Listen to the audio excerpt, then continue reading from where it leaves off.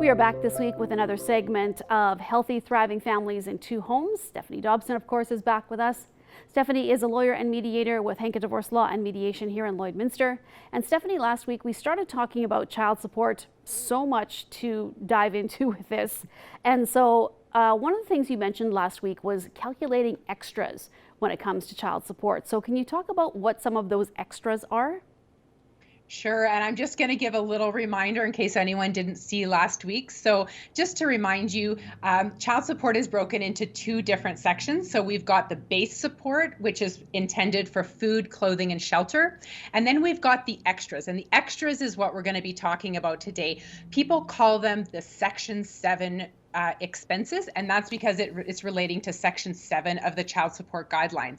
So this section is broken down into categories of expenses. And these are the things that get shared between two parents. So here's the list. Childcare expenses for the primary parent. And these are the kind of expenses that allow a parent to go to work, go to school, or have their own respite for what they need. Health insurance premium. So that's the difference between what you would pay as a single person or as a family plan. It's that difference right in there. That's actually an extra, an amount that's shareable between the two parents under Section 7 of the guidelines. Then there's medical and dental expenses that exceed reimbursement by at least $100 a year. We've got also post-secondary education expenses, which we'll talk about a little bit later in our interview today. And then there's two categories that have the word extraordinary in front of them. So extraordinary expenses relating to primary and secondary school expenses, and extraordinary expenses relating to extracurricular activities. So how does it work with these extra expenses, Stephanie? Is it always divided 50-50, or does it depend on a number of factors? Well, of course, as always, it's complicated. So by way of default, the parents will be sharing these extras, these categories of expenses we just went through, on what's called a proportionate basis.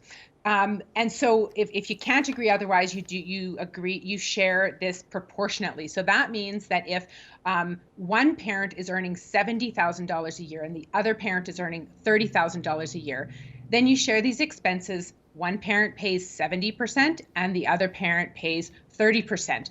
There's some parents that agree to deviate from that, and they decide that they're going to share these on a different basis. That proportionate sharing might come out at 54.07% or something like that. And so parents agree to just sort of round up or round down. But one of the things to remember is that sharing is always the after-tax value of what you're paying. So for example, childcare receipts, where you can write those off or deduct them on your personal income tax return, one of you can anyway, you have to calculate the tax effect or the tax credit that you'd be getting for the ability to deduct those. So again, it's all complicated. There really is a lot to think about, Stephanie. And one of the things we talked about was post-secondary education expenses. Obviously, that's a huge consideration. And then there's things like RESPs as well. So is there a requirement under child support guidelines when it comes to all of those things? So here's the irony. Post-secondary education expenses, you're absolutely right. They are shareable between parents under the Section 7 of the child support guidelines. Now, there's lots of added complication about how those things get shared, and then if there's a child's portion that gets added into there, that they're responsible for paying some of it. But the interesting thing is that there is no obligation, although there's an obligation by parents to help pay for post-secondary education, there's no obligation to actually save for post-secondary education expenses. And so one of the things to note is that when you're separating, you may already, you may already have some RESPs saved from during the relationship, and that is actually marital property that can get divided between parents. Often doesn't, but can be divided between parents like any other bank account, minus the grants, of course.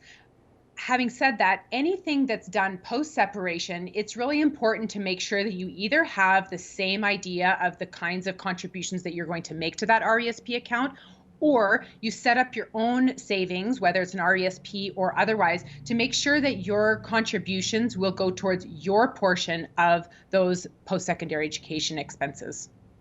Stephanie, this is such a crazy category with so much to consider. I want to thank you for speaking with us about this. And if people are looking for more information, because it is really quite complicated, what's the best way to start to get that information?